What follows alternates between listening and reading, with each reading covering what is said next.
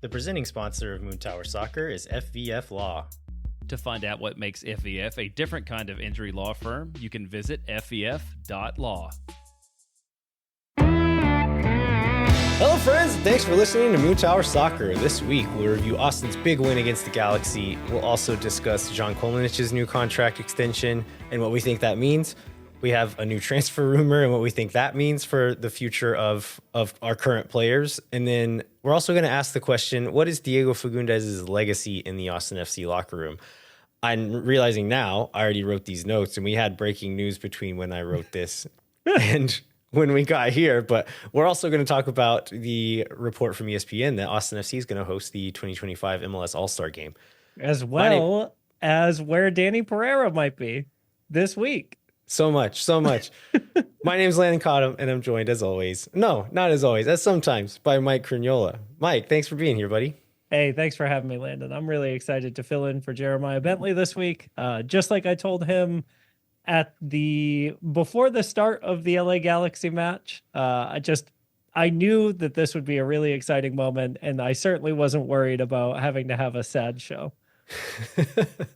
Don't check the texts. That's exactly how it went. Yep, I'm not going to doubt you. All right. Before we get into soccer news, we're going to shamelessly self-promote for a moment. It ain't shameless when you got socks like these, baby. That's right. So we're going to talk about our Patreon. I talked about how cool the stuff was last week. I think we should take a step back and break down exactly what Patreon is, what our levels are. Patreon is a way for you to support artists, especially in this new media landscape that we live in, where everything is segmented. Nothing is funded by big corporations or anything. Like it's hard to get paid to make media these days. But part of the beauty of that is you can choose who to support. You can vote with your wallet. Who do you like? Who makes things that give value to your life or to your entertainment time? And so that's what Patreon's for. We have 4 levels. We're gonna get into that a bit more. But our first level is $2. $2 a month. At that level, it's essentially just a way to buy us a cup of coffee, buy us a beer once a month, and show us your appreciation. The next level, $5 a month. At that level, you also are still showing us your appreciation, and in reward for giving us that little extra money, we're going to give you a set of referee cards we talked about last week. They're really cool, and I'm really excited to start seeing them out in the wild. And then at the $10 a month level, you'll get the referee cards as well as Moon Tower Soccer socks. I said last week that we have these in hand now. I actually wore the socks to the Austin FC game. A muggy day. It's starting to get hotter here. These socks are great. They feel great. They look great. I love them. I love them. I love them. Did anyone notice the socks when you wore them? Nobody noticed the socks. We came into the state. I noticed the times I get recognized the most or stopped by listeners the most is when we get in early and kind of do a lap around the stadium, and we got in a little later. But I'm definitely going to start wearing these to every game and be fishing for compliments. You better believe it, because they look great. Were you wearing shorts or pants? I was. Shorts. Oh, heck yeah. You're so much cooler of an elder millennial than I am. I'm still in that like low ankle sock phase unless I'm wearing pants, and like that's lame. Did you know that? Like it's cool to wear crew length socks now with everything, shorts and all. I didn't know it, but that's what I do. Well, good news. You're cool.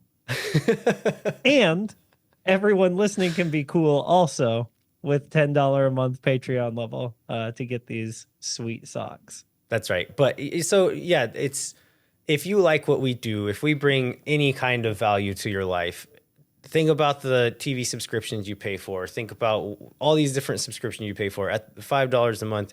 If we're counting Swoon Tower shows, it's less than $1 per show. So if you think this hour and 20 minutes once or twice a week that we give you is worth less than $1, this is this is a good level for you. If you think it's worth more than $1 and you want some cool socks, then you can go up to that $10 level. We do still have our Swoon Tower level available. We realized after last year, we're trying to bring Mike and Steph into the Patreon stuff this last year, and we realized we kind of just biffed it on how we set up the level, and not that many people joined them, I think, because of the pricing. So what we're going to do this time is we'll leave that Swoon Tower level up. If you want to join it and you weren't joined it last year, we'll still send you that patch because we still have some of those. Otherwise, if you want to support Mike and Steph, just join at any level. We're just going to include them in on all of the levels and give them a percentage of any of those levels. So if you like them better than us, don't blame you. I like them better than us too.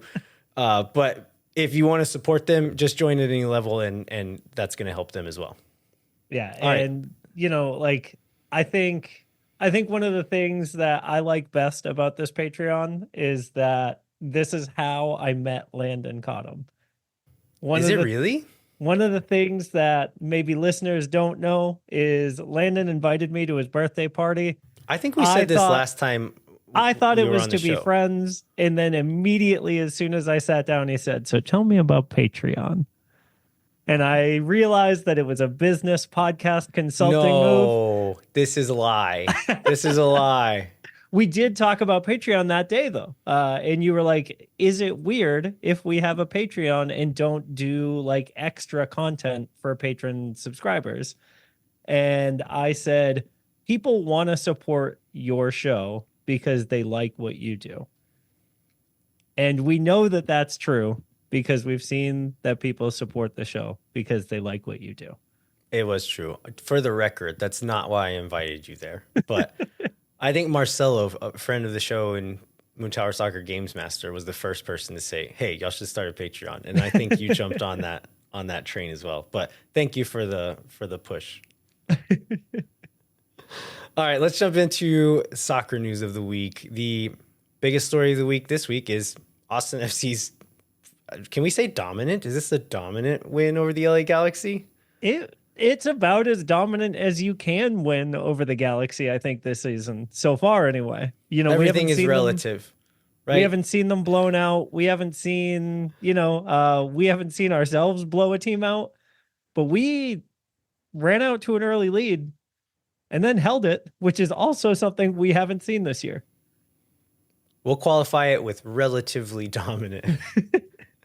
But yeah, Austin FC shuts out the Western Conference scoring leaders to get decisive victory. How about that? A decisive victory over the LA Galaxy.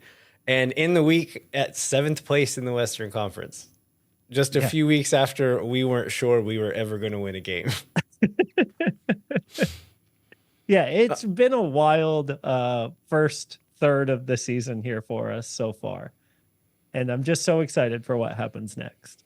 So a bit later in the show, we'll go through some of the bigger match events and all of that. But first, let's just talk about some of the biggest storylines of the week. One thing I've seen a lot of discussion online about is Austin's possession in this game and in some of their wins and good performances this year. Austin ended the game with 41% of the possession. And I saw a lot of people kind of suggesting that Austin has been better or played better or won games only when they have less of the ball. And I don't think that quite applies to this game, because if you look at, like, let's say, look at the first, when was the first goal? In the 7th minute. The second goal comes in the 19th minute. At that point, Austin had 56% of the possession. So they were winning the possession battle up until that point. That's when they kind of changed tactics and kind of changed up their game plan and started giving the ball up a bit more. But yeah, it ended up 41-59 in favor of the Galaxy by the end of the game. And I mean, I'll take this as what I hope it means is that Josh Wolf and Austin FC are learning to play a different way when the game calls for it and when it's useful to them. And we've seen them try to change up shapes, change up tactics for midweek games when we're short on players or whatever. We're going to play a back five and see what happens. And it just looks like guys who are used to playing a possession game trying to play a back five, and they don't know what they're doing and they don't know what's going on. And whenever they go up 2-0 and they flip that switch, it looked like the game plan. It looked like they knew what they were doing. Yeah. They were executing against a thing that they were supposed to be doing. And I'm hoping that's not a fluke, that this is growing, this is learning, and that this is them getting better. The other thing that I thought was apparent in this game is that they weren't necessarily just sitting on a 2-0 lead. There were opportunities for them to like try and add more to the total there, and they were doing it. They were taking those chances when they had them. There were a few more shots after that, really high XG shots, especially from Driussi that end up blocked or that end up just barely missing. And so it's not like the traditional, oh, we've gotten a lead and now we're bunkering kind of mentality that we've seen in the 2023 version of Austin, or even the pre-Driussi 2024 Austin, right? Where like, oh, we got a goal. Okay, hold on to it. And so I'm with you. It was also more disciplined going the other direction, because you would see that, okay, we win the ball, we're going to break the other way, and it would be transitioning with 2 or 3 players. Yeah. Where the rest sat deeper, certain players didn't go past a certain point on the pitch. And we're talking about the San Jose game a couple of weeks ago, where Josh Wolf says we don't want to get into a track meet, and as soon as anything goes wrong, we're in a track meet. Yeah. It's like, no, guys, this is what we said we didn't want to do. And the players were just like amped up and we're just like, we're going to do it. We're going to go win this game. And this one, I get it. It's San Jose. They're like our most natural rival, I think, the San Jose Earthquakes are a kind of drug that makes you go crazy. But in this game, there were moments when, like, I think I was a little high on the San Jose drug, and there was like, okay, look, there's a moment to attack. Players are pushing forward, and then there would only be 2 guys trying to attack, and the rest of the players were like standing at midfield. And I was getting frustrated in the moment, like in the emotion of the moment, and then realizing like, oh no, this is what they're supposed to be doing. They're supposed to stay right there so that when we lose the ball, Joseph Painstill doesn't run 60 yards and score 1v1 with Stuver. Yeah. And for the most part, they did that. They achieved this goal, and it was, I like I said, I hope a good sign of them being a bit more disciplined in the moments when it needs that. That said, I do think that there's a little bit of a point to the narrative online that possession for Austin doesn't always turn into winning numbers, right? In our 3 losses so far, we're averaging 57% of the ball. I know we've all heard it many times that Josh Wolf loves to say goals change games. And I think that's kind of indicative of that fact, right? When we look at, the way we played against the Dynamo, who we knew weren't going to bury chances that they had, we had 33% possession against that team, playing away. That's like the lowest number I can ever remember Austin having. Even looking back on last year's terrible team, right? Our lowest possession match last year was still 38%. And so like to come out of there with a 1-0 win and then to have total 41% possession against the Galaxy on a 2-0 win at home, I can see where this narrative is coming from, right? Yeah. And then we're going to get into this a little bit more with Paul Dolan in our Vancouver Whitecaps. I don't think we said that in the pregame, but we're going to have Paul Dolan from MLS Season Pass to preview the Vancouver Whitecaps game, and we talk about that with him. Like, what is this matchup going to look like possession-wise? Because Vancouver's a team who kind of gives the ball up at moments as well and just says, you have it, we're going to sit a little deeper and then try to break on you when you lose it. And so seeing how this matchup looks is going to be interesting. Yeah. And then, both of those mentalities that we've kind of leveraged lately and Vancouver tends to leverage also match up with the league-wide analysis, right? That in MLS, unlike every other major European league and some second-tier leagues, possession and points are not corollary. So in every other kind of big league around our quality or better, typically the team with the most possession also has the most points per game. In MLS, that is actually flipped in that teams with less possession tend to have a little bit higher points per game average. And so it's a very interesting kind of global soccer phenomenon that in MLS, possession doesn't always equal dominance. Yeah. You'd have to think that like the huge home field advantage that teams have in MLS just because of the crazy travel and also the parity in MLS that you don't have Barcelona who's just going to like teams don't even try to press them. Right. They're just Exactly. like, we're going to sit in our box. You come meet us. We're going to hope to God that you don't knock one in. Yeah. Yeah. Yeah. There's not that. And so because of that, I think there are a lot more play styles that end up being viable options in MLS, even if roster construction limits that a little bit, right? All right. The next thing I wanted to talk about was Diego Rubio. And I have this section in my notes titled Diego Rubio Dark Arts MVP. Yeah, I'm glad you put this in this section of the show because I wanted to lead the show off talking about the Diego Rubio hat trick. And you made us put it lower, and I accept that. Well, yeah, what's the Diego Rubio hat trick, Mike? Yeah, so for folks who maybe don't have a hockey history, right, there's such a thing as the Gordie Howe hat trick, which was a goal, an assist, and a fight. Because those were his hallmarks, right? He was a tough player who, like, supported his teammates and also could put one in the net. And there's a lot of that to Diego Rubio. I was shocked to find out that Diego Rubio hat trick wasn't already coined. But my pitch is this. A Diego Rubio hat trick is a goal. He gets a yellow card for doing something that's probably a red card.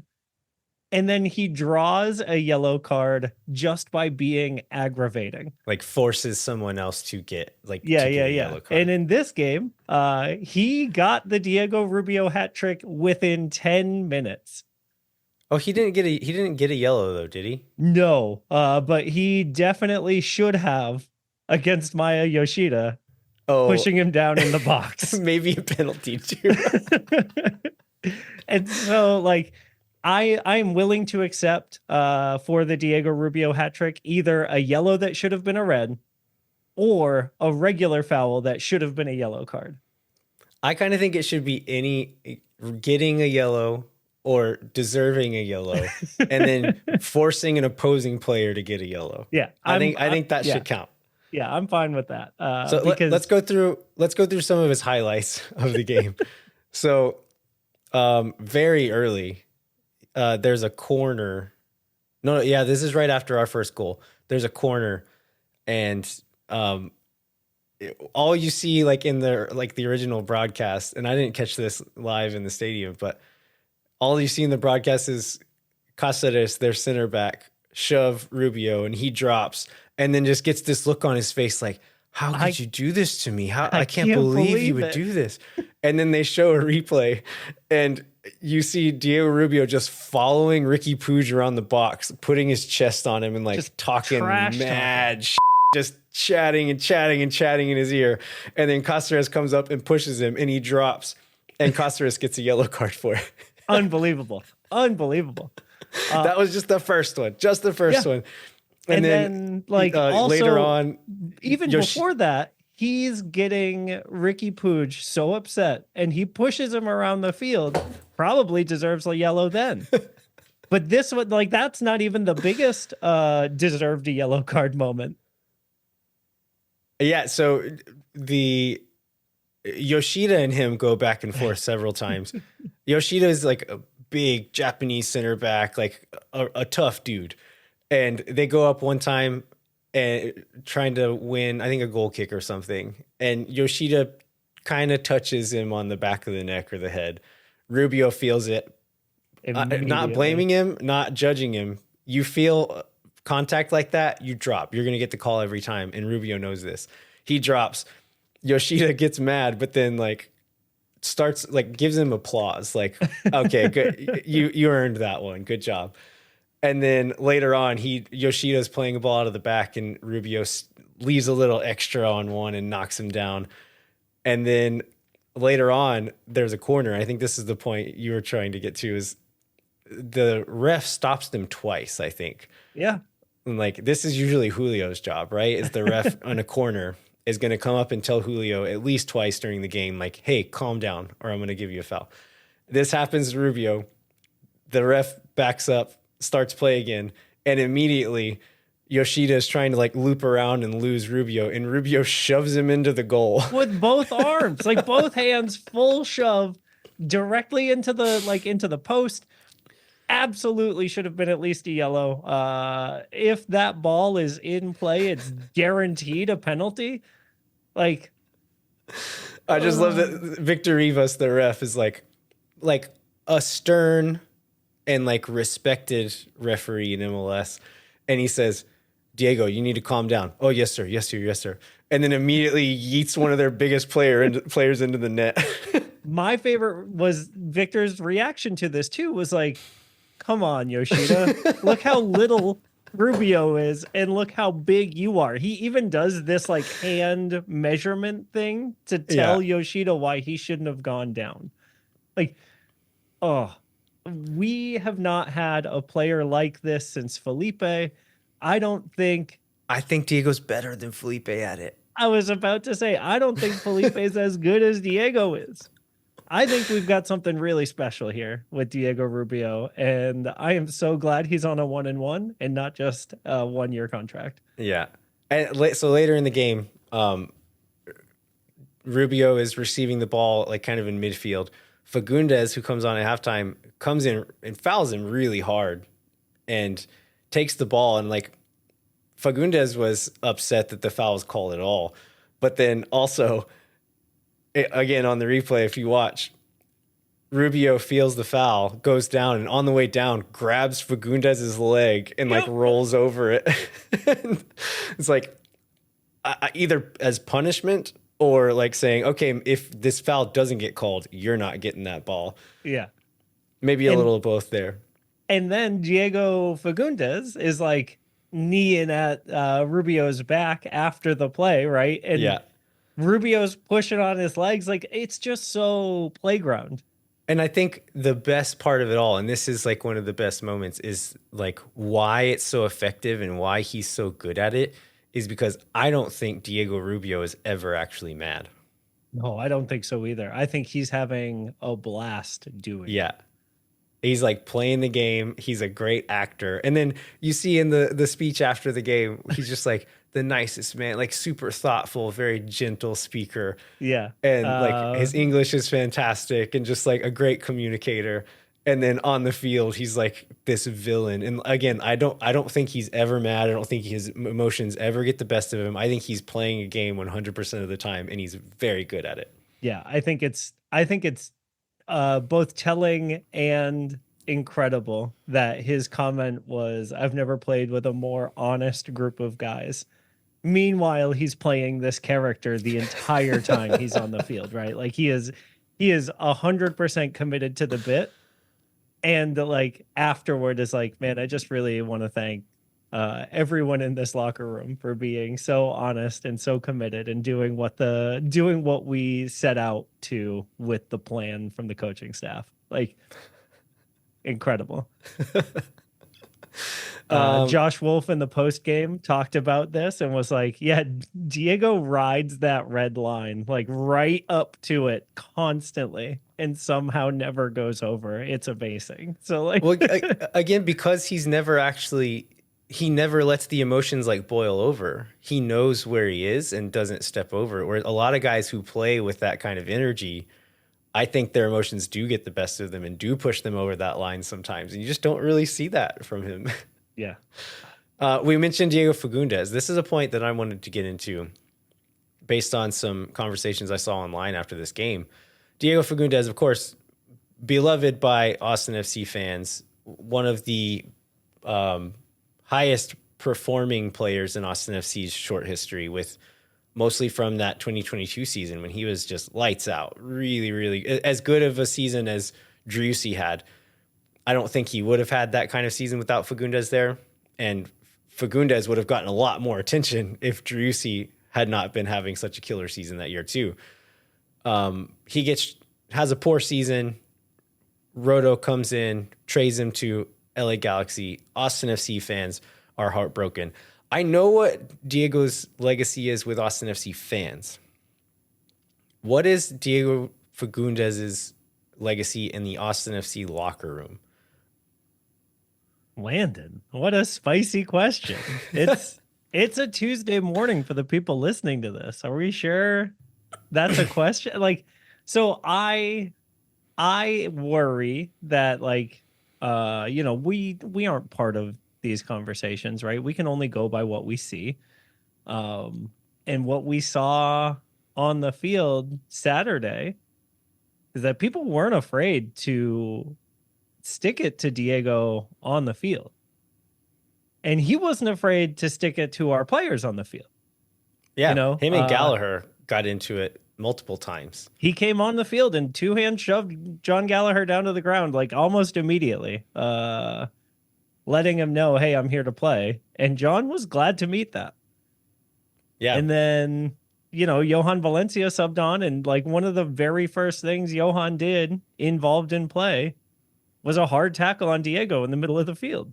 Yeah. And so at the very least, we know that they are not going to be soft on him during, the next match away in Carson. Yeah. I mean, I think on the field, I don't think you should necessarily put a ton of stock into what happens on the field. These guys are competitors. These guys, like, during those 90 minutes, you're the enemy. And, like, even if they're best friends outside of the pitch. But what happens off the field, outside of the pitch? I know you sit over in that corner. Did you see any interesting interactions between Fagundez and players after the game? After the game, I think the only player that I saw spend a whole lot of time with Diego was Danny. And that, like, on the rewatch was something else that I saw pretty apparently, right? They spent a lot of time showing that in the Apple TV broadcast as well. Other than that, there was the general, like, a quick hug, like, oh, good to see you. And then everybody kind of moving into their own spaces again. It didn't feel, for example, like when Sebastian Berhalter comes back with Vancouver and Danny and Owen, like, basically run over to give him hugs and, like, noogies and stuff after the game. You know what I mean? Like, it wasn't that kind of a bond. You also talk about like online presence, where whenever Diego Fagundez, like, he posted a farewell message at some point, and I saw people mention, like, pointing out, like, where are all the Austin FC players commenting on this thing? Because they do that, right? They'll comment on each other's social posts, and not that many of them did on this one. Yeah, and so, I remember when Rodney left, even, Rodney gave a farewell post, and a bunch of the players shared it out or commented on it, oh, we'll miss you and things like that. And this was a guy that, Austin FC fans, we couldn't wait for him to be out of contract. And the players clearly had a different relationship with Rodney in the locker room. A lot of posts about, oh, we'll miss you, best of luck, things like that. Even Johan Romagna got love like that in his farewell post. And I didn't see much of that for Diego when he left last year. Yeah, I think as like upset as most fans were by Fagundez being traded, I think a lot of fans assumed that every player was as upset as they were about Fagundez leaving. And Mike, we've talked enough about our youth to know, like, I'm going to assume this thing about you, and I think it's probably true. You can tell me if I'm wrong. But I'm going to guess that when you were younger, and probably even now, that you had friends that you liked spending time with, you enjoyed their company, but probably wouldn't want to work with them. Certainly. And I have friends that, like, when they have needed a job, I have wished them luck, but have not recommended them to open positions where I work. You know what I mean? Right. And vice versa. You have people that you work with and you love working with, but you're not going to hang out with on the weekends. Right. And so I think, again, speculating based on conversations from third-hand sources or whatever, that I think it's probably likely that a fair amount of Austin FC players did not appreciate the professionalism or lack thereof that Diego Fagundez treated his job with, and that for that reason that they were not necessarily super upset to see him be traded. But I think it's like we view these guys as characters in a movie, and that everyone has to play their archetype or whatever, and that, like, they're people. They're normal people. Everything's gray. Nothing is black and white. Everything's complicated. These are normal humans like you and me, and life is hard. Yeah, I think in general, there are players who love to be part of a community because they love to give back and do work in the community to make where they live a better place, right? And then I think there are some players who love to be part of a community because the community loves them. And I think, you know, as someone who has to work with one of those types, you would probably prefer the former to the latter. Yeah. All right. Anything else? No, I don't think so. I think we could use an ad break. Let's take a break. We'll be right back with more analysis of the 2-0 win over the Galaxy. When no one is around.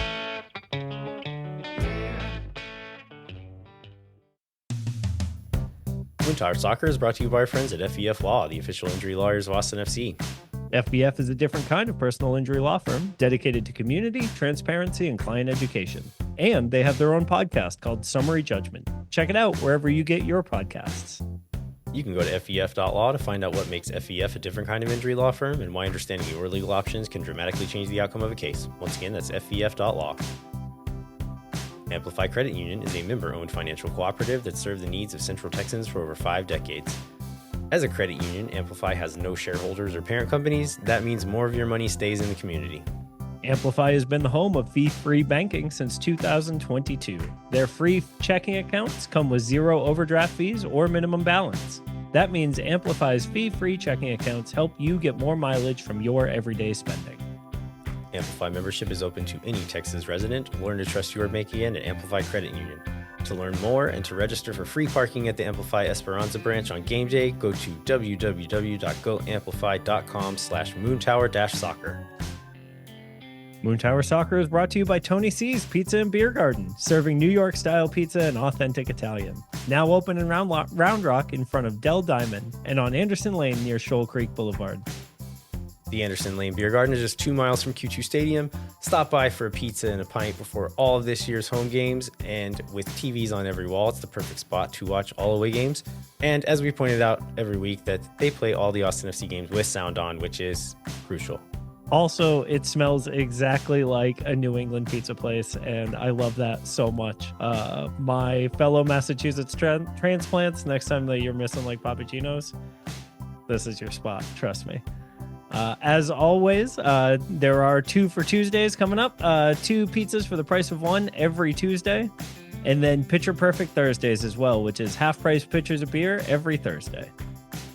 Dine in or pick up for lunch or dinner at Tony C's Pizza and Beer Garden. Check them out online at TonyC'sBeerGarden.com.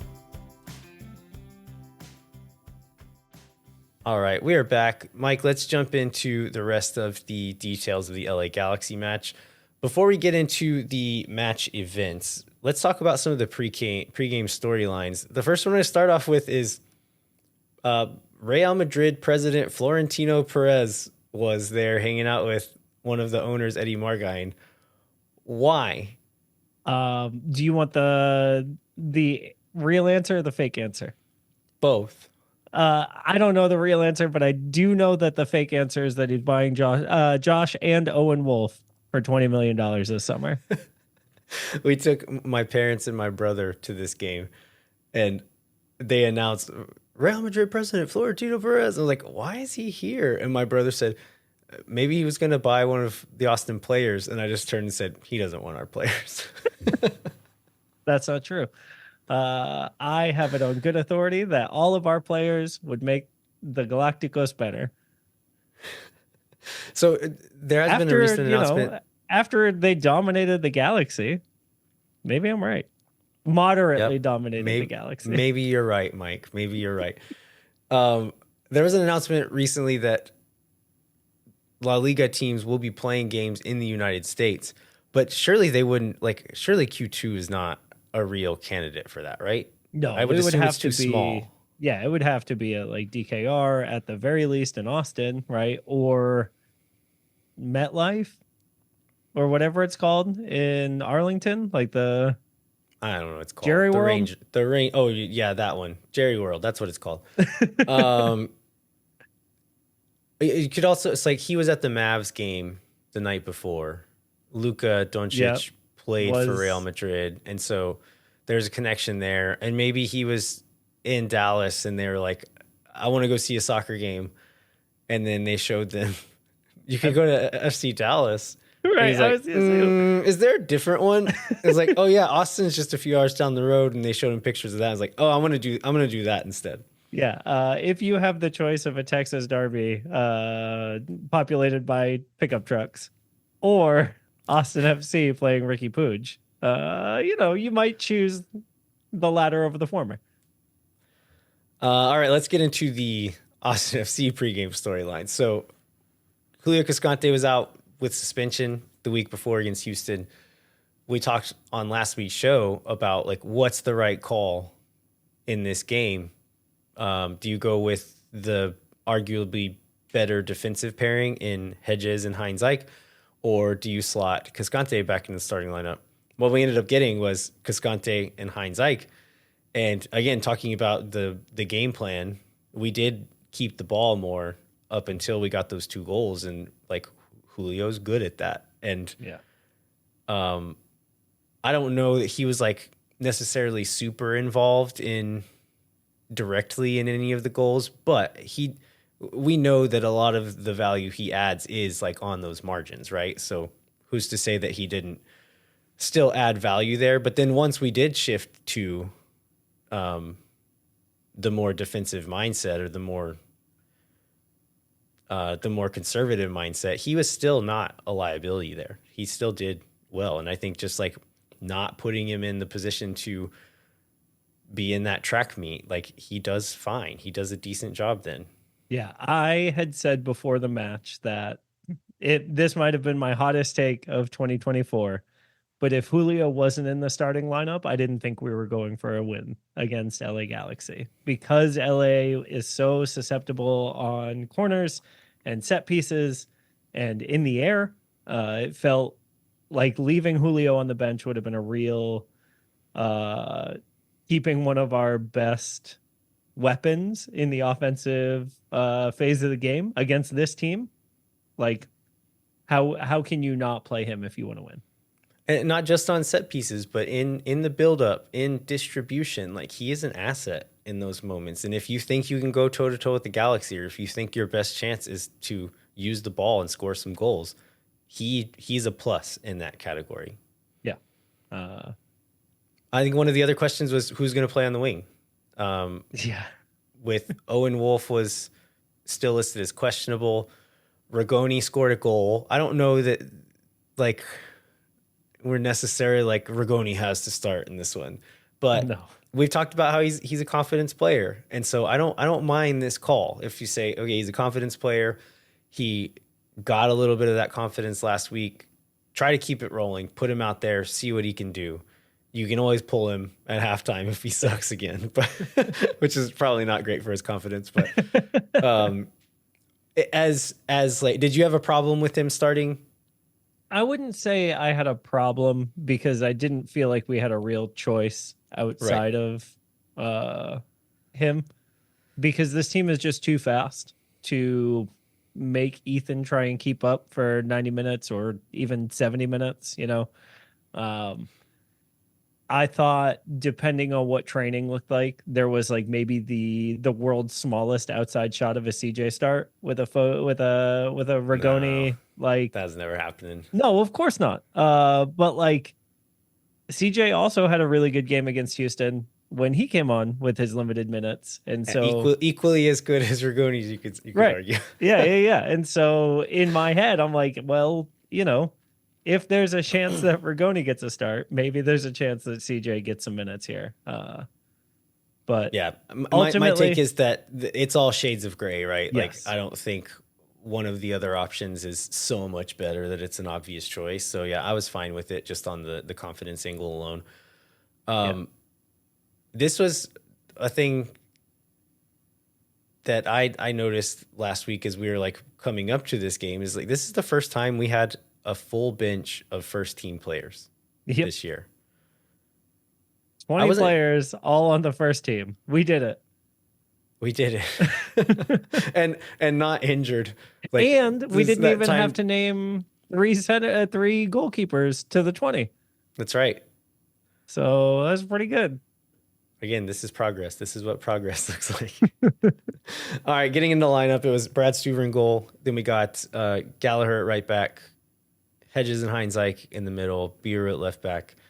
Then Danny Pereira, Alex Ring, and Driussi in the midfield. And then O'Brien, Rubio, and Rigoni up top.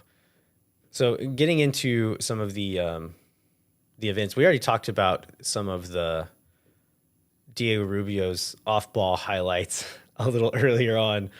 I think getting into the rest of the match events, there was a penalty shout like in the 5th minute or so where O'Brien is making a run in the box. And I mean, in person and on the replay, you see him run into a group of people and then drop. And it was like, surely that's a penalty, right? Like, he goes down. Upon replay, I'm pretty sure he tripped over Diego Rubio's leg. So I couldn't tell whose leg he tripped over. Steph was like, the only reason I can see why they might not have given it is because there's a question about Diego Rubio being involved. Yeah, I'm pretty sure most of the contact was with Rubio's leg in that moment. So I think this is fair. Not long after that, the first goal comes, though. This is 2 minutes after that penalty shout. It starts with a forced turnover in the press. So Rigoni and Danny Pereira are pressuring a Galaxy player out towards the sideline. They cough up the ball. It falls to Driussi. He plays it centrally to Ring, who plays a ball upfield to Rubio's feet, one-touch layoff to O'Brien, and then he starts a run behind Cáceres, who stepped up to Mark O'Brien. O'Brien slips it behind Cáceres as Rubio's running into that space that Cáceres left behind him, and is able to turn, first touch, finish, and just a really beautiful combination of passes there to lead to that goal. But it all starts with that press over on the sideline with Rigoni and Danny Pereira putting pressure on those players wide. And once they get the ball, being able to play quickly, get the ball moving, get into a dangerous space, and then the chemistry of those guys playing off of each other and finding that space to finish it off. Yeah, and I mean, these are runs that like we don't see all of 2023, right? A fast winger coming down to relieve some pressure from our midfield, and then like a striker with pace making a striker's run into a space where a striker should be to receive the ball and score. These two dudes, Rubio and Obrian, make this attack so much different than we've seen in years past. Yeah, so not long after that, Joseph Paintsill gets his first chance. He gets the ball in space wide left and is driving. I think it's Ring and someone else, but he gets into the box, unleashes a shot. Luckily, there's enough traffic that if wherever he puts it, it's probably going off somebody. And so where he puts it on goal is right at Brad Stuver. And Stuver is Stuver and does a good job and blocks it out of danger. Paintsill really only gets one or two other chances this whole match, which is part of why Austin FC was able to pull this one out. But I think the Galaxy had a little bit of an off day, but also Austin FC players deserve credit for the work that they put in. We'll get into some of those individual performances later on. Yeah, I was going to say, I think like there's one other really good chance from Paintsill that I can remember in the game a little bit after our second goal. But other than that, the one off of the quick restart? Yes. Yeah, so Austin FC fouls someone and is complaining about the foul being called. And while they're complaining to Victor Rivas, nobody's standing over the ball. They restart it quickly. Paintsill gets played into the box 1v1 with Stuver. It's from a off to the right, so the angle is not the easiest, but it's still a super dangerous moment. And Stuver does really well to get a hand on it. Yeah. To push that one out. But to have that be his like guy who's considered one of the best players, like top 2 or 3 players in the league at the moment, to limit him to really only 2 big chances, and one of them being kind of a fluke thing where it's less of him being play. Right. It's like not because he beat anybody, it's because they weren't focused and weren't paying attention to the restart. But second goal comes not long after that in the 19th minute. This is Hutter Obrian gets the goal this time.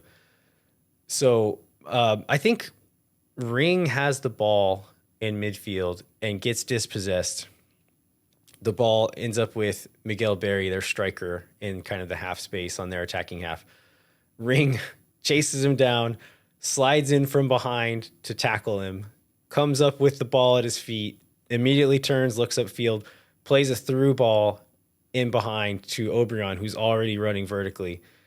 And Obrian is able to take it wide right of the goal. As the keeper comes off, he just hammers it across the face of goal and thumps it in across, like thumps the far post and pings it in.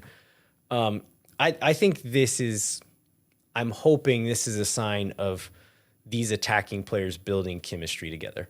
Yeah. That these guys, that Obrian, Driussi, Rubio, and Ring, like those are some of these, like Driussi and Ring were already, like going back to that 2022 season, key parts of our attack.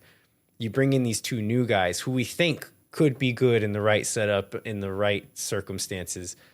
And I'm hoping this is us finally seeing these guys starting to learn each other's tendencies, gelling together a little bit better. And you see that with these like one-touch layoffs. So in that first goal, when Ring plays the ball into Rubio's feet, he one-touch lays it off to Obrian and then makes that run. And Obrian immediately plays him in behind. That's a thing. That's a chemistry thing. Like it's a soccer IQ thing, but you also start to learn tendencies. You learn what guys like to do.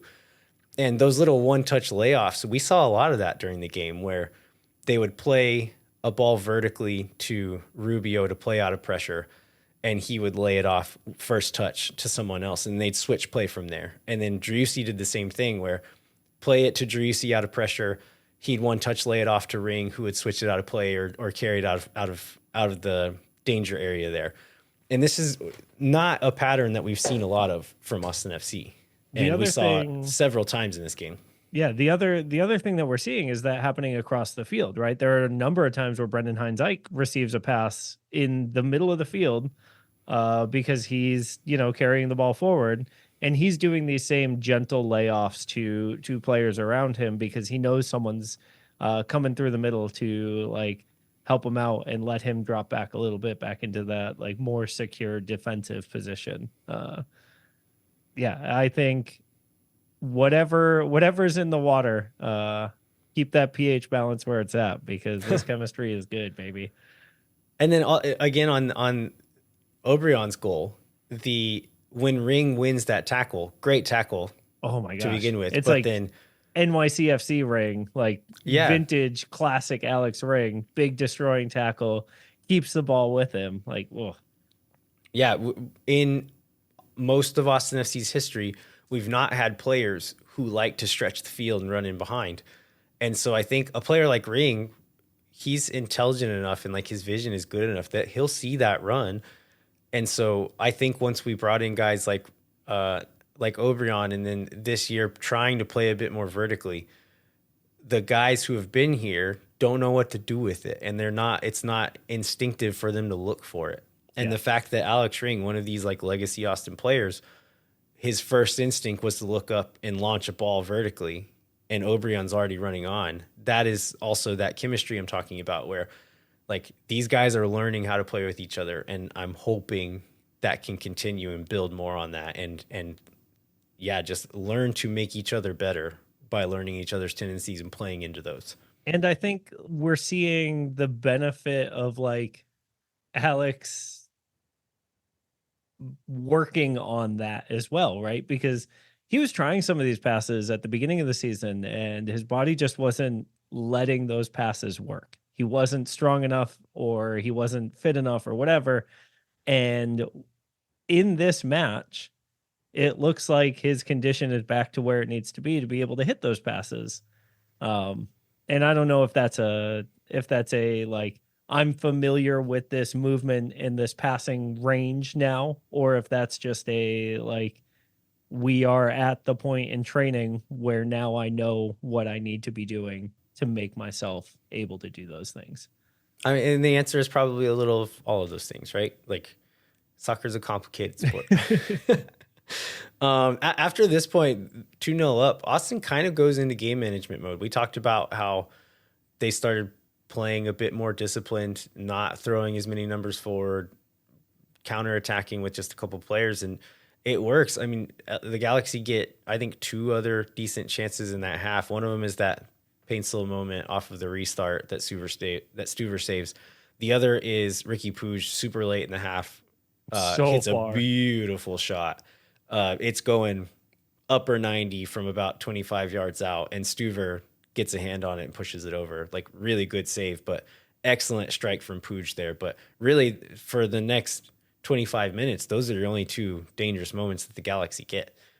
Yeah.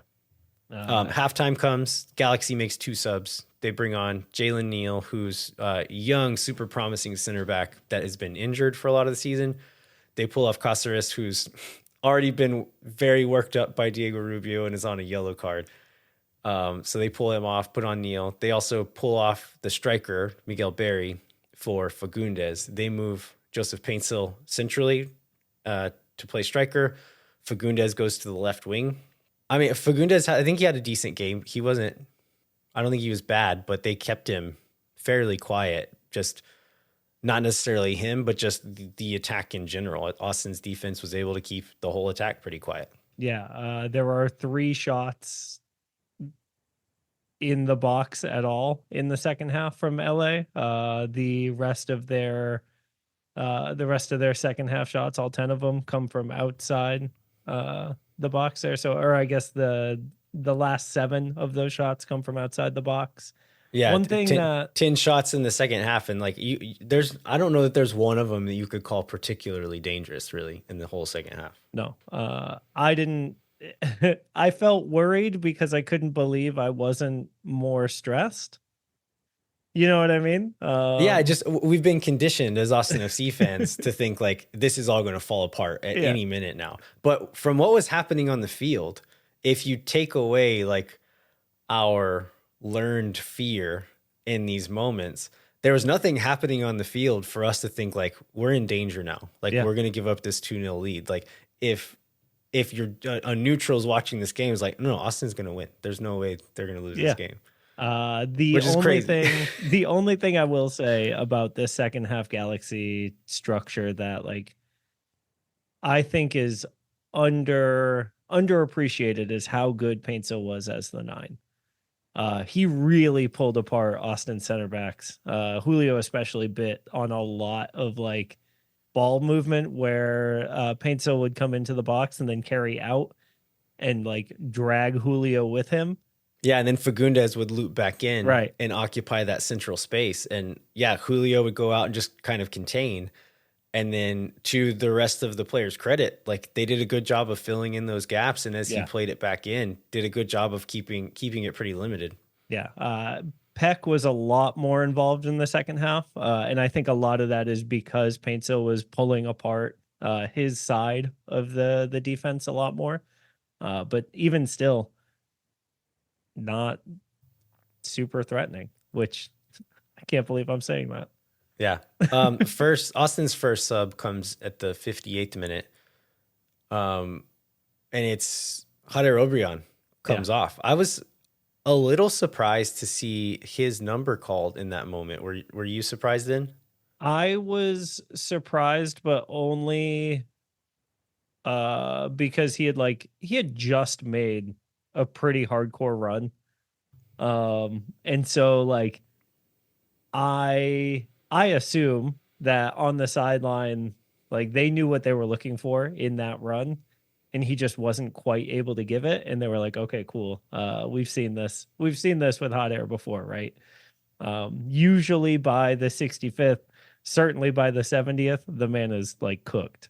You simply can't run that fast for that long and not get tired in MLS, right? Yeah. I think the legs are definitely part of it, but also keep in mind he's on a yellow. He got a yellow card in like the 20th minute or something like that. And so that factors into it. If you look at game state, Jader Obrian, I would say, is probably, of our winger group, probably the worst defender of them as far as just like defensive mentality and positioning and things like that. I'd say he's probably the worst one. They bring on Owen, which for game state, I think this is exactly when you bring on Owen Wolf, right? Like he's one of the best athletes on the team. Often Wolf was kind of tracking back and even following wingers of the overlapping fullback into like all the way up to that front line and playing as part of like a back five at times. But Owen puts in a really good shift defensively and then has some really good like possession combinations up top to kind of keep the ball and kill the game off a little with possession and get Austin in some of those dangerous moments you mentioned. Like Austin did get some good chances later on and Owen was involved in a couple of them.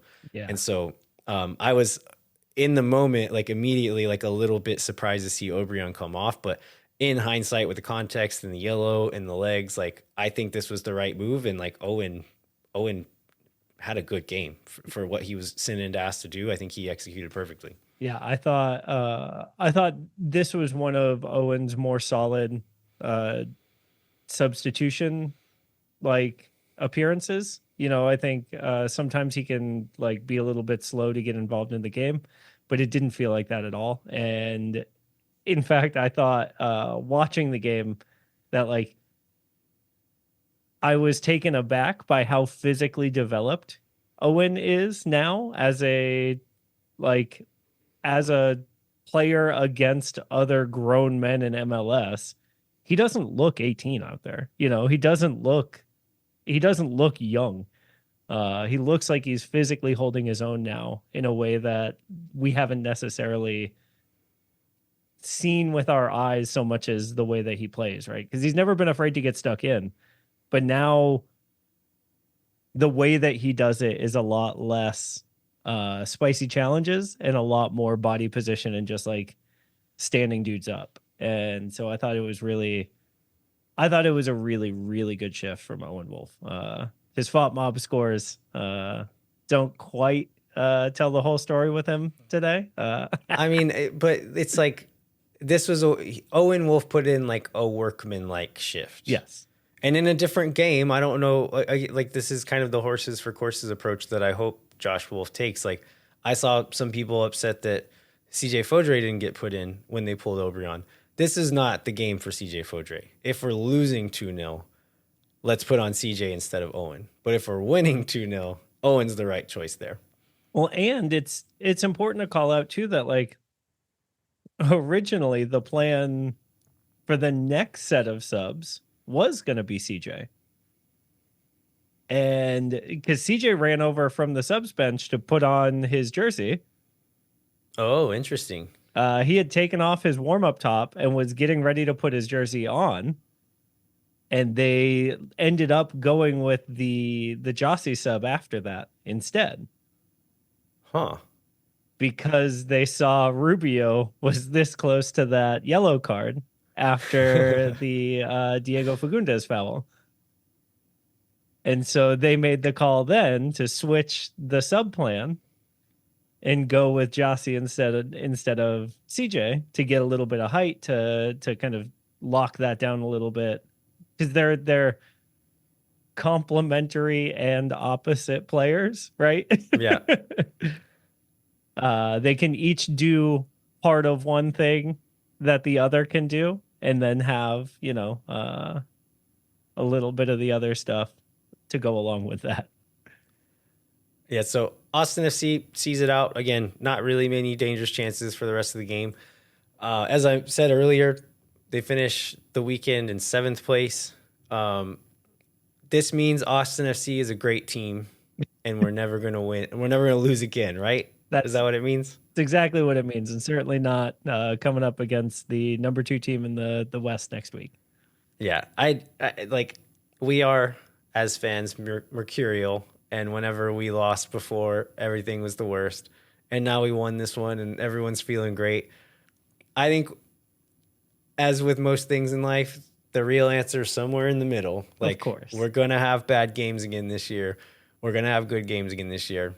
I think what we can hold on to and be happy about is that this kind of performance is possible with this group of players. That every once in a while it's going to come out and we can do that. And that gives me hope that we can stay in that playoff hunt until maybe we can get a couple of reinforcements in the summer, which is what we've all said would be like our ceiling for this year, right? Is stay in the race, get some help in the summer, finish off the season strong. And it looks like after this game, that's what I'm taking from is that is possible. That is possible this year. Yeah. I think, the pace that we're on right now, especially Driussi coming back, that pace is incredible. Overall on the season, about 1.5 points per game, not bad. Certainly not compared to the rest of the West, right? Like that's basically where, obviously, it's going to be middle of the table. And if we can hold on to lower end of the playoff spaces until those summer reinforcements come, there's a chance, we could make a little bit of noise. And especially if the ownership group decides to spend around that.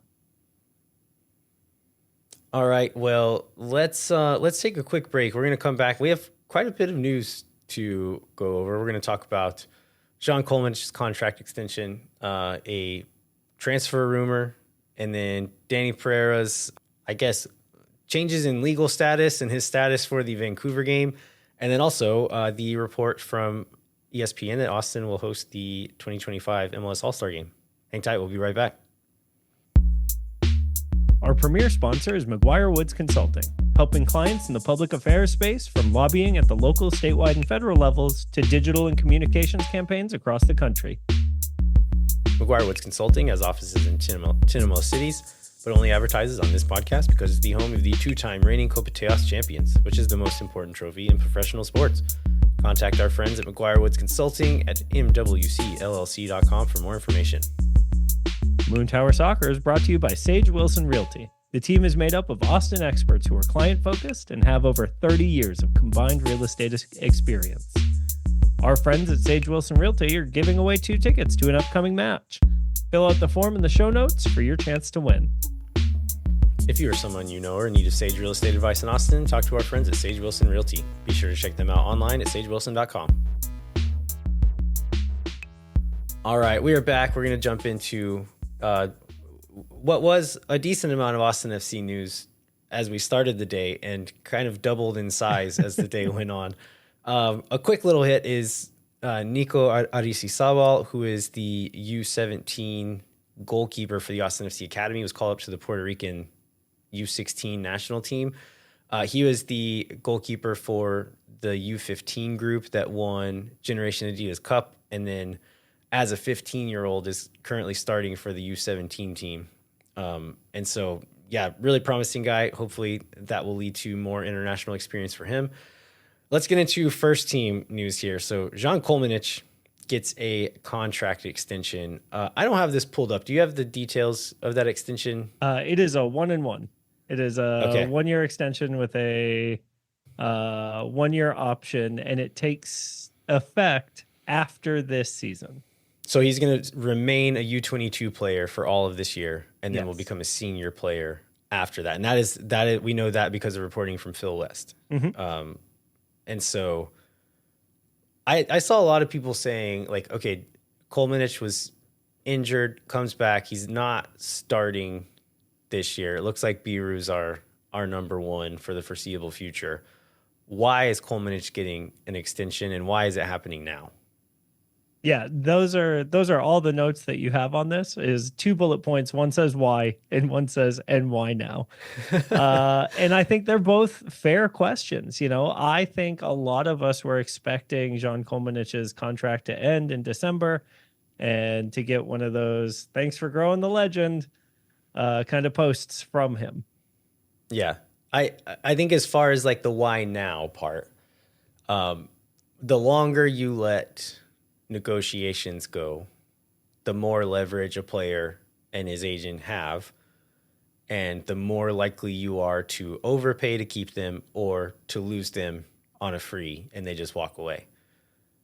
Yeah, because in Europe, you're allowed to start negotiating with players 6 months before their contract ends. And so if he were to go to a European team, they could make that deal in June, and then we wouldn't be able to get anything for that. And so if we want to be able to potentially recoup a transfer fee for Jean Kolmanic, he needs to be under contract past December. Exactly. Yeah. So to answer why now, if you're looking to keep him, the sooner the better. Like, that's when you're going to get the best negotiation stance is earlier. So I think that's why now. As for why, I think this is maybe the more interesting part for a guy who, our hopes aren't as high for him as they once were. I think that's fair to say. Yeah. But I think what this means is that Rodolfo Borrell and company think that Jean Kolmanic has value. That value is either on the pitch or in the transfer market. I don't know. Maybe it's both, but they believe that.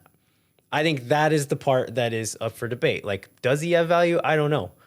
Like, can he become a bit more multidimensional as a player? Can he stay healthy?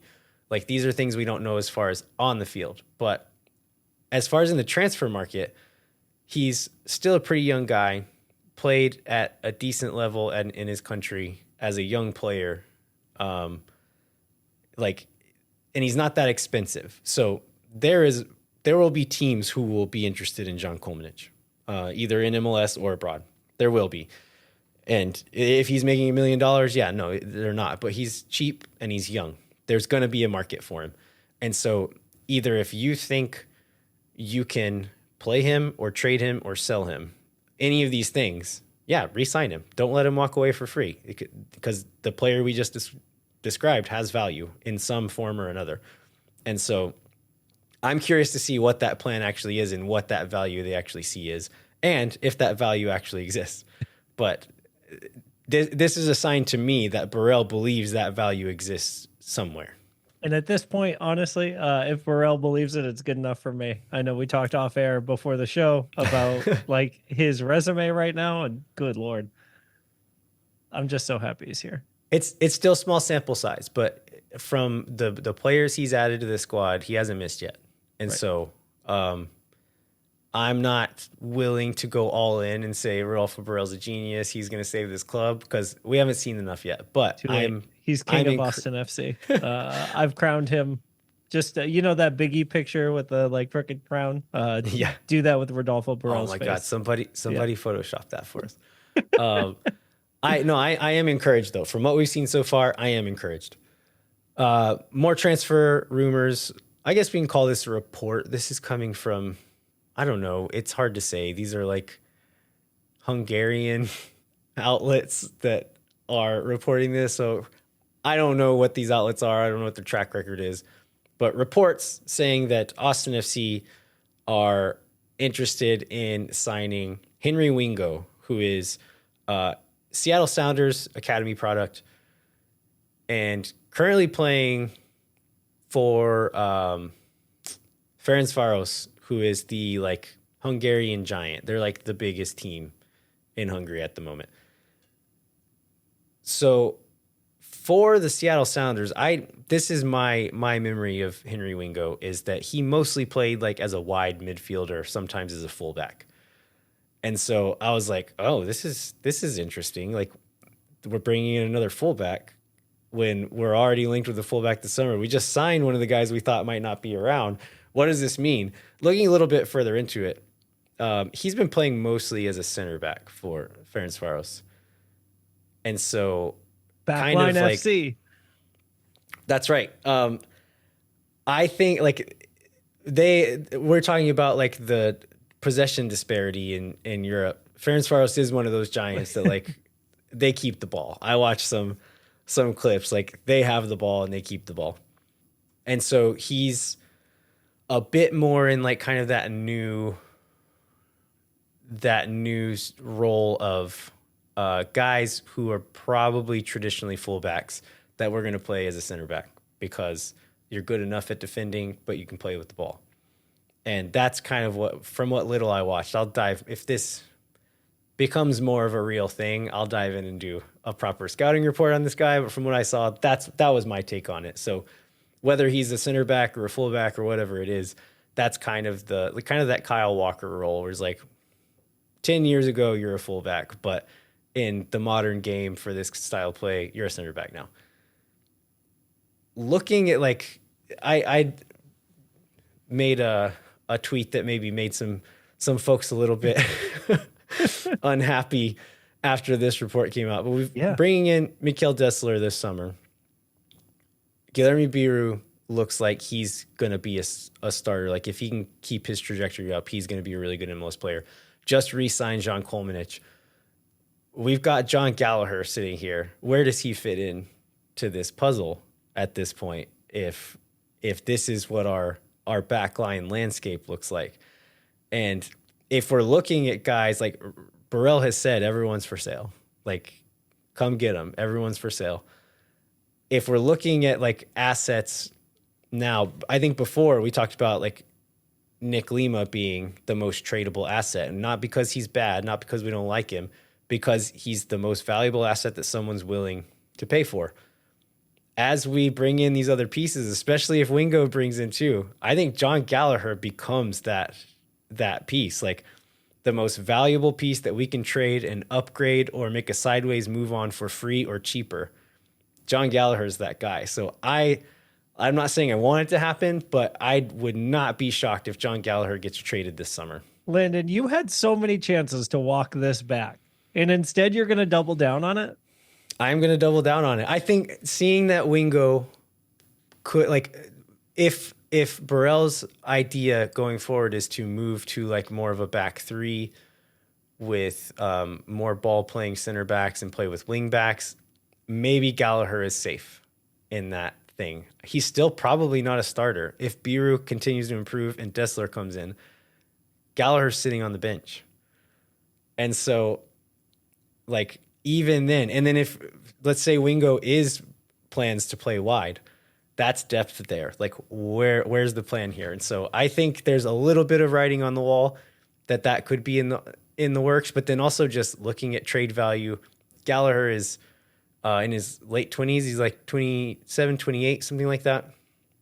He's got guaranteed contract through 26 with an option year, I believe. So a few more years on his contract, and he's on a club-friendly deal. He's not expensive for how proven of a player he is. You could get a good amount of allocation money for this guy, and like there's value there. Like you could turn that money, and especially Wingo's on a free, Dessler's going to be on a free. So if you can upgrade the position while cashing in on assets you already have, like that's good business, and I can't be mad if that's what they end up doing. And yeah, don't be surprised. I gotta ask though, Landon, what about how not deep we are at the wing position? Because I've seen talk of this, that like if we bring in all these fullbacks, John Gallagher becomes wing depth. Does he slot in above and Ethan Finley maybe on the wing? This was the response I got from several people when I brought up the idea about trading Gallagher. I don't think John Gallagher is an upgrade on the wing for us right now. Certainly not on our starting lineup. But what about in the depth chart? Do you really think he's below Ethan at this point in Ethan's career? I honestly think I would play Finley over Gallagher on the wing right now. I was critical of Gallagher's wing play when he was still a wing. I think he's at his best attacking when he's got some momentum behind him, and he can, like, on that overlap, when he's got some speed going up. When he receives the ball with his feet, like to his feet with his heels on the chalk line, he's not very good in that moment, which, to be fair, none of our wingers are. But like that doesn't mean we should just like I don't think him being the same as our current wingers a reason to do it the same way. Like if we can change it and upgrade it, that's what good MLS teams do. Sorry, Gally Gals, I tried. I love John Gallagher. I love his attitude. I love his work rate. I love watching him play. But if Burrell's gonna be like a cutthroat businessman and really like be aggressive in turning over this roster and making it better, that is the next piece that I think he could move. I tried to get him to walk it back. I tried. All right, let's get into the Danny Pereira news. So this is reporting mostly coming from Alex Sanabria, I believe. Also, Danny Pereira's Instagram. Right, he posted a photo of himself in Venezuela. But and tagged Alex has been following like the Danny's like visa status and all of that quite closely. And so Danny Pereira posted a photo of himself in Venezuela.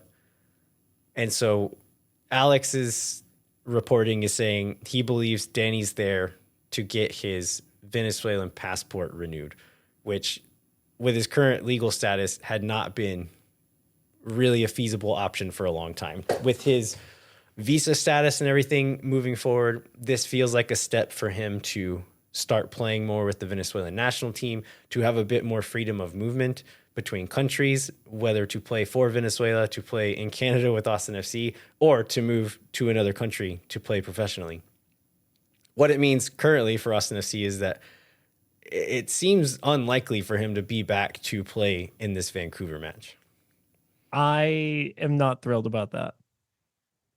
But I am thrilled that Danny is getting the paperwork taken care of, because I know, like from personal experience, how stressful it is when your visa runs out and you are in a country where you need that stuff taken care of so that you can stay and work there. So, I'm super glad that this will be off his back. And he'll be able to move forward with the Venezuelan national team. But man, are we going to miss him in Vancouver if what Paul Dolan's kind of perception of Vancouver turns out to be true. Yeah. It has to be Valencia slotting in for him, right? Like there's not. Yeah. What else would we do? You could see Alex Ring play the 6 and put, I guess, Owen Owen at the Wolf 8. in Ring slot, like in Ring's position. I just think Alex Ring has proved so invaluable to the attack that I think moving him deeper hurts the offense too much. And so Do we if run we're into going to that? play a more pragmatic game, play Valencia at the 6, have Ring and Driussi, because Driussi's been dropping in the build-up and being a bit more connected in the build-up.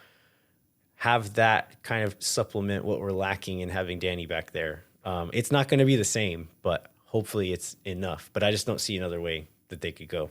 Yeah, I think you're right, and I just am very worried about those. Like, we have no way to get out of any sort of press problems that we ran into earlier in the season. Yeah, it seems like Vancouver doesn't do a full-on press anyway, so hopefully it's not a problem, but it still could be. I don't know. The news that came out like after I got off work today, so a few hours before we started recording, is ESPN is reporting that Austin FC is going to be the host of the 2025 MLS All Star Game. That's about as much detail as we got. I'd say I'm excited about this. I'm not super surprised about this. The last several years they've tended to give it to newer teams or teams who have recently built new stadiums, trying to highlight these stadiums, show them off a little bit. And Austin is one of the new ones that hadn't gotten it yet. And so I figured it was going to happen sometime in the next 2 or 3 years, but wasn't quite sure when. Excited to see that it is next year, 2025. Yeah, I'm super excited. I can't wait to see the gigantic skee ball machine in the middle of the field. I will be cheering so hard for the skills and drills. I love that stuff. It's so cheesy. It's so fun. I've always wanted to go to MLS All Star because it is like a several day event, and I know like all the MLS media goes there. The Cooligans go. Like it just seems like a fun time just to like go and like be a part of the festivities. But I couldn't justify taking 3 days off of work to go to the MLS All Star Game in DC or whatever. The fact that it's going to be here, like I'll be able to take part in a lot of it. I'm really excited. I think it's going to be a lot of fun. Yeah, I'm super stoked. I really hope 2025 is the year that we go back to East versus West. Yeah, I mean, I think it's possible. We'll have 15 teams in each league. Like we can build out and enough stars in the league, right? It would be a good it would be a draw, right? To see like the best players from every team put out on the field. Like I think that's fun now. It wasn't maybe the biggest draw 10 or 15 years ago, but I think it is now. Yeah, I think we're ready. Don't be a coward, MLS. Do it. All right, let's take a quick break. We're going to come back with Paul Dolan. Paul is a former MLS and international player, has been doing broadcasting for quite a while now, was the Vancouver Whitecaps on their calls for several years before the Apple deal comes in, and has been calling a lot of their games this year. So super knowledgeable about this team, and we're excited to do the preview with him. Hang tight. All right, we are thrilled to be joined by Paul Dolan. Paul is a former Vancouver Whitecaps player and a former Canadian national team player, currently working for Apple TV on MLS Season Pass. Paul, thanks so much for joining us, man. Happy to do it anytime. Enjoyed it last year and looking forward to this year as well. All right, well, normally we start off telling our guests that we don't expect them to be an expert on every team because you guys are calling a lot of different games, but just so happens this week you are an expert on the Vancouver Whitecaps, so we're going to grill you a little harder than we normally do. Grill away, that's fine. I've seen all of their games this year. I've tried to keep up with every other team as well. You know, that's what we're asked to do, which I completely understand, and try to be neutral as well. And I will be on the weekend, but I'm doing my best to keep up with everything Austin-wise as well. All right, well, let's look at, I guess it's still early enough in the season. We could probably keep doing this, but 2023 results, they finished 6th in the West, lost in the playoffs to LAFC. They lost a few players, some probably bigger names than were impact.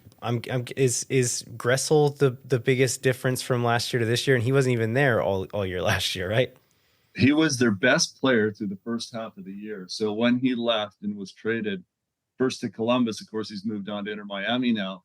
It was a bit of a shock to the system, but Vanni Sartini will tell you this more than any other coach in the league, that the team is the leader and that every player is replaceable, although he does have a teacher's pet, and we can touch on him later.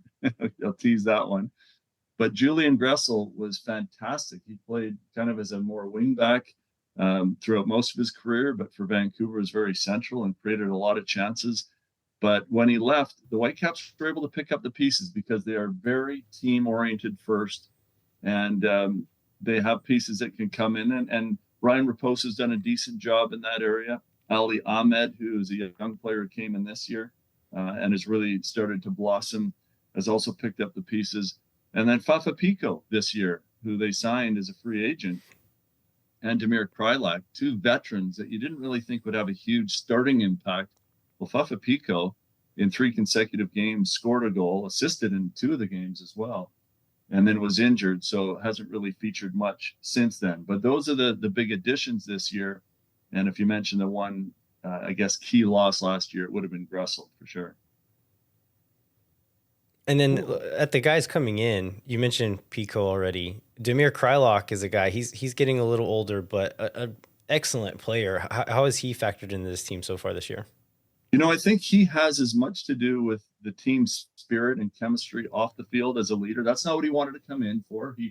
He didn't sign with Real Salt Lake because they had plans for him to be more of an impact player off the bench, and he felt he still had starting legs and starting minutes. And Vanni Sartini felt the same way, and he started Damir Krylak in the first few games. He actually scored against Salt Lake. He scored in the Champions Cup as well, CONCACAF Champions Cup. And he's a threat to score, but I don't feel that he's the perfect fit for the Whitecaps in terms of what they want to do this year, more than even last year, which is they tend to allow the opposition to have the ball. Their defensive line is among the lowest in the league this year, and not incredibly high offensive or defensive pressure from the offensive front three, although they do swarm on occasion. But Damir Krylak doesn't have that speed necessarily to get in behind when the Whitecaps do win the ball back and kill you in the transition. So I think for the most part, he'll be more prominent as a player that comes on later in games who knows how to score. And he's obviously got that pedigree, shows up in the right spot, is a big target in the air as well. And I think he can be still a key contributor on the field as well as off. Yeah. Somebody we haven't mentioned yet that I think is like really key to Vancouver's strength is Andres Cubas. I know, like, as a DP, right?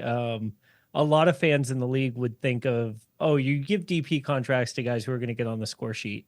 But that's not necessarily always Andres's game, right? No. He is the preeminent, and again, I'll use Vanni Sartini's quotes because he is the quote master in this league, isn't he? But he thinks he's the best defensive midfielder in the league. He did throw some flowers to Jose Martinez in Philadelphia as well, but he said the best defensive midfielder is Andres Cubas. Now, the only thing with Andres Cubas is, like Julio Cascante, he loves a yellow card. I couldn't believe how quickly Cascante got his 5 yellows. Well, Andres Cubas the same, 5 in 8 games. He missed the last game against New York, but that's what you're going to get from a player who loves to nip at the heels, who's quick to the ball. His range is incredible in terms of getting to the player in that central zone quickly, because the Whitecaps do play a zonal defense. So he's not man for man marking the opponent's best player. For instance, he won't be all over Driussi. Oh, it just so happens that if they're in those positions, it's going to be a long day for your number 10, I think. But, I'm sure that what you'll see too is that Driussi will probably look to try to avoid those areas where Andres Cubas is, just like most of the best players in the league do, because of how good he is defensively. Yeah, he last year, I think, was maybe a little under the radar. And this year, I think maybe less so here for teams moving forward. I think a lot of people were surprised when he came into the league and was able to own that space so hard. Yeah, I think the referees have noticed him too as well. And you pick up a little bit of a reputation, right? And that you like to go in hard and put your stamp of authority on the game early. But he's also a pretty good sprayer of the ball. But, you know, in the last game when he wasn't there, Sebastian Berhalter came in. And what Vanny had said ahead of that game is that, you know, the former Austin players, you know, maybe had one or two things that Andres Cubas didn't have, which is his range of passing, his ability to shoot. He had 2 free kicks that he took ahead of Ryan Gauld in the last game. He smashed them both into the wall, but you know he's got that tonk of a right foot, Sebastian Berhalter. But I do think he'll make way for Andres Cubas in this game. So you mentioned them sitting with a fairly deep defensive line.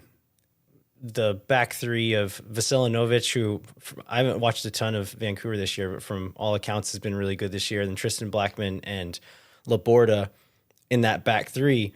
And then they play with we'll call them wing backs for a moment, but maybe that's not an accurate description based on how they actually play. So from what I understand, one of the wing backs will actually give width and be playing wide. And then oftentimes one of them will kind of float into midfield. Is that correct? Yeah, it is. Again, you're all over it there, aren't you? You know what you're doing, Landon. But, you know, the thing with him, and I say him because I'm talking about the guy who tends to take up the space down the flank a little bit more, which will be Ali Ahmed. He likes to go one-on-one. He likes to get isolated, where Alessandro Schopf on the other side will come inside a little bit more. And they're playing more of a diamond midfield this year. Schopf wasn't available in the last game. But that means that Ryan Gauld's at the head of that spear, so to speak, in the foreign midfield. And it's getting him into more advanced positions. And like it or not, Vanni Sartini, who's often said that he hates wingers because he doesn't like to just get it wide and knock it in and then have a hopeful ball come in from wide areas, has been slowly warming to the fact that in those spaces, you can still create, if not just balls lumped into the box, at least 2v1 overloads where you can create chances that come in maybe along the deck, even from wide areas. And Sam Adekubi on that left side too has been playing in a more left forward position, the Canadian international. He's just finally getting up to full speed, but they do play a little lopsided on the strong side, and the other player will tuck in a little bit. And it's a very tactical setup, the way Vanny likes to work his team. And when I say a deep line, I don't necessarily mean a bunkering team. And it is 3 in the back. It's not 5. They don't drop the wing backs back. They keep them high. So there are spaces, and New York picked them out a little bit to get through them with Emil Forsberg down the left side and with Tolkien joining in that attack. But again, Vancouver will stay in their positions. They're not going to go chasing you to close down those spaces and then leave gaps centrally. They'll close the spaces centrally. So they'll accept the fact that they'll get their bodies in and around the center of the box and allow you to lump in crosses. And as you mentioned there before too, is that Ranko Veselinovic leads the league in clearances and has been very steady. So they're happy to have the balls come in and him just knock them right back out. Yeah, I was going to say, I've noticed that the possession number is not especially high for this Vancouver team throughout the season so far. Obviously, the Seattle game being the exception there. But when you have one of the best goal differentials in the league, who cares how much of the ball you have, right? Right. Yeah. Well, and if you've got that control in the middle of the box, it's not necessarily as big a problem. Austin as a team have been kind of trying to hold the ball a little bit less, it seems, working a little bit more on that transition offense. Is this something that Vanny can be susceptible to at all, or is this going to be one of those games where neither team really wants the ball? We were joking about it ahead of the New York game, who was last in possession in Major League Soccer, and that it was going to be the Spider-Man meme of you or you. Who's going to take the ball? The referee's going to drop it at midfield and no one will go and get it, because both teams want to be so tight and compact defensively and then spring forward when they see the space in behind. The Whitecaps won't change the way they play, home or away. In fact, they're almost more comfortable away from home because the onus isn't on them to attack. I feel against LA Galaxy that maybe they They paid a little bit too much respect to LA in terms of the way that they sat back and allowed LA to dictate the tempo of that game. And although they didn't create that many clear-cut chances, the Galaxy, the crowd wasn't able to get into the game because the Whitecaps weren't threatening really, although they did have a couple of chances in the way that they wanted to, which was to get out on the counter. And Brian White in particular had a ball over the top where he was one-on-one with the keeper and skewered it wide. And he had a couple of chances in that game. But in the end, the Galaxy quality did rip apart the Whitecap defense a little bit because they did stretch. So I think that we'll see that again, although against Toronto FC, they stormed from the front, defended really well. You know, Brian White does that all the time anyway, his high defensive pressure. And I could see against an Austin team that doesn't love playing with the ball at their feet in the back, sometimes under pressure, don't have answers for getting out of that pressure, that I think Vancouver could swarm and look to turn them over close to the Austin goal and try to score in that manner. Yeah, I think one of the most interesting kind of aspects to this matchup, right, is the coaching mentality of Vanny versus Josh Wolf, where Vanny Sartini invites the entire media group in and like shows them a presentation of this is exactly what we're going to do this year. And if Josh Wolf could say literally nothing to anyone about what's going to happen, he would prefer that. That's really interesting. We had the conversation with Josh last year, and he was good about providing some insight. But there's no one like Vanny Sartini, and Josh knows that better than anyone because he's, I don't want to say a disciple, but when Vanny Sartini was in the U.S. coaching development system, Josh came through some of that system underneath, not necessarily underneath Vanny, but, under some tutelage of Vanny. And there's a lot of respect from a lot of coaches around MLS for Vanny because of that. But I think tactically, they are a little bit different in that respect. I think that Josh Wolf would rather his team play possession soccer, whether he feels that they necessarily have all the guns to be able to do that against a team like Vancouver that's very good defensively in Vancouver with that threat of breaking out on the counter if they do give it away. I think maybe he will be a little bit more cautious, let's say. But I'm looking forward to that tactical battle as well, because we don't always know what Vanny's going to do on any given day, even though we know everything he wants to do at any given time based on some of that feedback he's provided. He's an absolute open book, and he almost wants to give out the starting lineup so that everyone knows, maybe even to kind of say, well, here's what we're going to do, and now try to beat us, Yeah, talking about Josh Wolf wanting to play with the ball, against the Galaxy this last week, they had the luxury of being up 2 goals pretty early, but actually played a much more disciplined game than we've ever seen them before, where, okay, they have a chance to get forward and throw numbers forward and have chose not to on several occasions, which has never been the case with this team. So I'm kind of hoping that this is actually a page turning for this team where, okay, we can play a different game when we need to and know how to do it and do it competently, instead of it being a flash in the pan or an accident, like if that was the case last week. Yeah. Well, you could probably say it was an accident if it was their first win or second win of the season. But the fact that it's 4 of the last 5, albeit, you play the teams in front of you, just like the Whitecaps were criticized a little bit for their perfect 3-0 road record going into New York, where it was the worst teams in the conference that they beat away from home. Statistically, you'd say that a win in Seattle is always good. But again, they had 2 men up in that game. You could say the same thing about Austin now, is that they've beaten 4 of the last 5 opponents. And to beat the Galaxy, best in the West, as handily as they did, especially, as you say, getting the early goals, that changes the game state, obviously. When you're able to get that lead, it changes your whole mindset.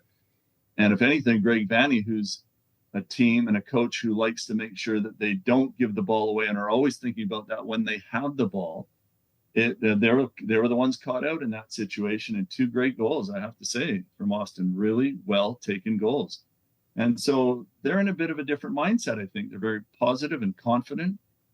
And I think you look at that 11, And it's a decent squad led by a player in particular, maybe who's not flourishing as he did a couple of years ago in Berussi, but obviously has that ability to do that. Diego Rubio, he's had some good years in this league as well. So, I looked through that list of players that Austin has, that center midfield, Pereira and Ring.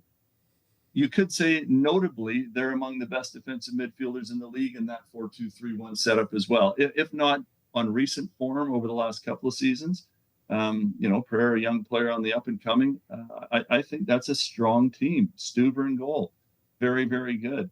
And surprisingly, Brandon Heinzek, who I didn't necessarily rate over the top in terms of his ability with DC last year, solid pickup. It's been very good this year. He has been, yeah. He's looked a lot closer to his first couple of years, for sure. Yeah. So I've always liked John Gallagher as well. I'm going on and on about your entire 11 there with Austin, but there's no reason to believe that this isn't a team that can be a lot better than it was last year and the start of this season. So you mentioned before that Vinny Sartini had like a class favorite. Did you say who that was? No, I was teasing it for you, but he has said it before. His teacher's pet is Brian White. And so when I talk about nobody being irreplaceable, obviously the best player is Ryan Gauld, their other designated player. You mentioned Andres Cubas in a more defensive role. But Brian White, non-DP, but as far as the coach is concerned, is a designated player, just not on a DP contract, and is the one who, without him, makes it so much more difficult for Vancouver to win. And obviously, it's goals in 4 straight games now for Brian White, and a beautiful one at his old home club, New York Red Bulls, last weekend. But it's what he does defensively from the front, how he leads the line, his selfless runs into the corners or off the ball that open up gaps for other players to flourish. It's that determination, that work ethic that spills onto the rest of his teammates, much like Ryan Gauld, who is, as they say, the working man's DP and a player who works as hard tracking back to steal a ball in the zone just outside the 18 defensively as he does in the opposite 18-yard box. So those players work so well hand in glove that if either one is not on the field, it's tough. But it's Brian White, who's the teacher's pet, who leads the line and is really making this Whitecap team tick as a team. Yeah, what a story that guy is. Just a few years back, like kind of a middle of the road MLS striker. Red Bulls sell him on for a few $100,000 in GAM. I think they probably felt pretty good about that transaction at the time. Yeah, it doesn't look so funny. good now. Ahead of the Red Bull game, it was like, oh, why did we give up him for Barlow? And I have to ask the same question though, and not to be okay, I knew in hindsight, but when the Whitecaps picked up Brian White, who was almost like a goal every 2 games type scorer at every level he played. Yes, not a ton at MLS, but for $500,000, it was 400 plus one, and definitely the one kicked in because of his metrics. But I think they were underestimating how good they integrated his pressing ability, and that's something that Brian says that he picked up, obviously, from the Red Bull system, and it's worked a treat, especially under Vanni Sartini and the way that he's wanted to play. So you're right. Sean Davis, the former Red Bull player, who is his teammate, of course, said it was the best trade in MLS history within the league. Yeah. I mean, he's just so Jersey. He's got so much of that Jersey soccer energy in him, and so seeing that at the tip of that Vancouver attack always makes me a little bit nervous. Yeah, I think for Austin, he's the player to watch. But it isn't, again, just about that one player, because obviously he needs the service. But he makes great runs. He led the league in headed goals last year as well with 8. And he's only 5'11", 6 feet tall. It's not as if he's a dominating presence there. So he'll cause problems in a bunch of different ways. But if he can stem the service, it makes it a lot more difficult, obviously, for any team if their strikers aren't seeing the ball inside the dangerous areas. And he is a player, for the most part, that likes to score close to goal. I think it's just 1 goal in his entire MLS career that he scored from outside the box. Yeah, well, Austin did a good job of... Actually, the last several games have done a decent job of kind of holding off transition attacks, which has been our Achilles heel since this team has existed. And so Hopefully we can see Austin do that a bit more in this game, but who knows? Who knows what's going to happen? Yeah. All right, well, lately I've been saying one team or another is going to say, "Oh no," during every Austin match, and I don't know which one it's going to be. All right. Yeah, Well, I think Paul, for the Whitecaps, I'll let you go after this. I just mentioned that the fact that the Whitecaps lost their last home game and play 5 of 6 away from home, this game is massively important for them. This is the one in a sandwich of 6 total games away from home, having just played 4 in a row, by the way, at home before going away to Seattle and New York. This is the one that I think they feel we have to get points from this. So we'll see how that ends up, maybe playing to their favor or against them. But when we came into this game, I mentioned this is a 50th anniversary game for the Whitecaps. A lot of alumni coming back from way back from the NASL team in 1974 through the years to where they are now. I didn't think, Austin, that's not, the game that's going to be maybe the most glamorous or whatever until now. Maybe the hottest team in the league, right? For the last 5. So this is a real good Western Conference battle I'm looking forward to. all right. Well, Paul Dolan, he's going to be on the call for MLS Season Pass on Apple TV. Paul, thanks so much for joining us. It's been a pleasure. Yeah, great to be with you guys. Anytime. All right. We want to thank Paul Dolan one more time. We'd like to remind you to rate and review and subscribe wherever you get your podcast. Come find us on the internet. I'm at LViajero87 on Twitter. Mike is Future X Skeleton everywhere. And then we're at Moon Tower Soccer on Twitter, Instagram, and YouTube. And Patreon. Again, the stuff is so cool. I'm so excited about these socks. Thanks so much for listening. We'll be back next week where we will review the Vancouver Whitecaps match and we will do a preview of... Who are we playing? FC Dallas. Preview of the next Copa Teos match against FC Dallas. Until then, I'm Lennon Cottom. And I'm Mike Pragnola. We'll catch you next time. When no one is around.